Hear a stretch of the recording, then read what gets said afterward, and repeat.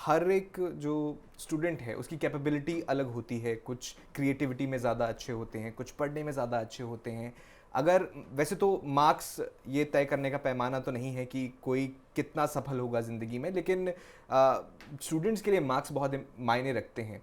तो अगर हम उसी को एक क्राइटेरिया लेकर फ़िलहाल बात करें, तो जो स्टूडेंट्स पढ़ने में अच्छे हैं, 90 से 100% उनके मार्क्स आ रहे हैं, उन्हें किस कोर्स में आगे जाना चाहिए, क्या करियर पाथ चुनना चाहिए, उस पर ज़रा आप रोशनी डालिए।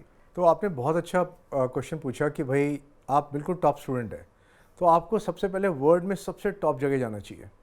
तो अगर मैं होऊंगा आज की डेट में, तो जैसे हांगकांग यूनिवर्सिटी है, तो हांगकांग यूनिवर्सिटी इस समय इतनी स्कॉलरशिप दे रही है, मतलब मेरे यहाँ से 12 बच्चों को एडमिट मिला, 5 बच्चों को स्कॉलरशिप मिली, फुल स्कॉलरशिप। या जापान में बहुत ज़रूरत है, जापान की एक स्कॉलरशिप है और साइंस के बच्चे क्रैक करते हैं मैक्स स्कॉलरशिप, MEXT। और इसी लेवल के बच्चे के लिए मेरा एक स्टूडेंट है संचित, बाल भारती पीतमपुरा का स्टूडेंट है, तो संचित को ये स्कॉलरशिप मिली। उसका खर्चा मतलब घर से पैर निकालने से लेकर टैक्सी, एयरपोर्ट, वहाँ से ट्रैवल करना, वहाँ रहना खाना, सब कुछ जापानीज़ गवर्नमेंट देती है। तो क्या हमारे बच्चों तक ये पहुँच रहा है? क्या वो जानते हैं कि हाँ ऐसी स्कॉलरशिप्स अवेलेबल हैं? और हो सकता है मैं एक सरकारी स्कूल से हूँ, केंद्रीय विद्यालय से हूँ, कहीं से भी हूँ, मैं कोई भी जा सकता है ना, क्योंकि प्रतिभा का कोई लिमिटेशन नहीं है जी। तो सबसे पहले तो इसीलिए मैंने कहा कि ये वाली चीज़ भी हमें अब्रॉड भी सोचना चाहिए। HQ की रैंक वर्ल्ड में 11th है और IIT जनरली 100 से ऊपर है, मुझे अच्छा नहीं लग रहा बट 100 से ऊपर है। तो मैं फिर भी क्यों अपने आप को लिमिट करके इंडिया ही सोचूं और अब्रॉड ना सोचूं, पहली बात। दूसरी बात यह है कि जो मैं गलती करता हूं वो ये है कि एक ही साइड में बढ़ रहा हूँ।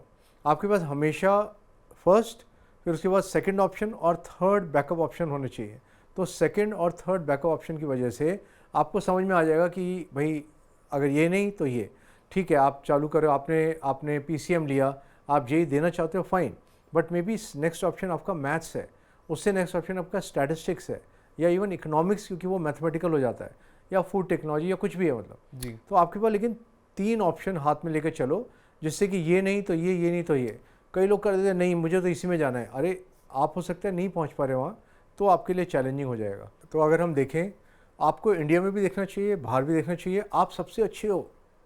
आप वर्ल्ड में देखोगे तो कितने बच्चे हैं जो 90% के ऊपर के हैं, मतलब बहुत मुश्किल है। यूरोप में जनरली उतना पढ़ाई का लेवल नहीं है, और अगर मैं इवन UK चले जाऊँ तो हमारे इंडियंस मतलब we are really good at studying, हमारी एकेडमिक स्ट्रॉन्ग है जी। हमारी मैथ स्ट्रॉन्ग है। तो अगर मैं 90% प्लस का बच्चा हूँ तो मैं हांगकांग देखूंगा ही देखूंगा, क्योंकि आज की डेट में HQ जैसी यूनिवर्सिटी जो कि 11th रैंक है, मेरे को काफ़ी अच्छा मज़ा करा देती है और स्कॉलरशिप्स देती है, full scholarship, full ride. I will look at NYU Abu Dhabi. So NYU Abu Dhabi अगर आप देखेंगे, so it's again top university, जी। US की यूनिवर्सिटी है लेकिन अबू धाबी में है, और फुल राइड, फुल स्कॉलरशिप मिलती है हमारे इंडियन बच्चों को। आई विल लुक एट नीदरलैंड्स, वहाँ पर अच्छे जॉब्स हैं जो हम देख सकते हैं। जी। उसके बाद मैं देखूंगा फ्रांस, हमारी इंडियन गवर्नमेंट ने टाइप किया है, एक नया चीज़ है जैसे इसे बोलते हैं क्लासेस इंटरनेशनल्स करके है। ये एक नया प्रोग्राम है जो हमारे प्राइम मिनिस्टर और वहाँ के प्रेसिडेंट मिस्टर मैक्रोन ने साइन अप किया लास्ट ईयर, और इसमें ऑलरेडी एक बैच जा चुका है और बैच जा रहे हैं। 4.5 से 6.5 लाख रुपए का ट्यूशन फी का खर्चा है, रहना खाना अलग है, बट कुछ बच्चे जो अफोर्ड कर सकते हैं उन्हें यहाँ भी जाना चाहिए। हाँ, अगर मैं इंडिया की बात करूँ तो इंडिया में भी टॉप इंस्टीट्यूशन है, लेकिन इंडिया में सब कुछ कंपटीशन है। मतलब आज की डेट में अगर आप नॉर्मल BSc करेंगे तो CUET है, अगर आप मेडिकल में जाएंगे तो नीट है, जेई में जाएंगे तो उसका है, लॉ में जाएंगे 99% कंपटीशन है। मार्क्स के थ्रू केवल 1% में कुछ इंस्टीट्यूशन है।